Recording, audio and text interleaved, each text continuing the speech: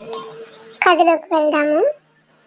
ఒక అడవిలో ఒక మేక గడ్డి తింటూ జీవిస్తుంది.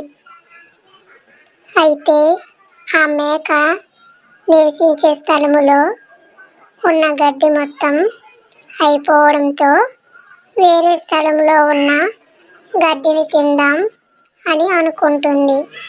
కానీ అక్కడికి వెళ్ళడానికి ఒక వంతెన దాటవలసి ఉంటుంది.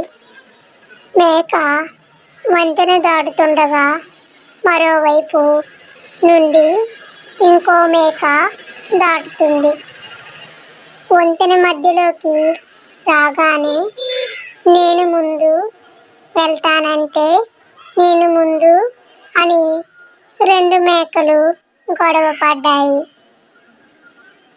కొంతసేపు అయ్యాక ఒక మేక మనలో మనకి గొడవ ఎందుకు, నేను కూర్చుంటా, నా మీద నుంచి దూకి నువ్వు వెళ్ళిపో, తరువాత నేను వెళ్ళిపోతాను అని అన్నది. దానికి రెండో మేక ఒప్పుకొని అలానే చేసింది. నీతి: సహకారం వల్ల ఎలాంటి సమస్యనైనా పరిష్కరించవచ్చు.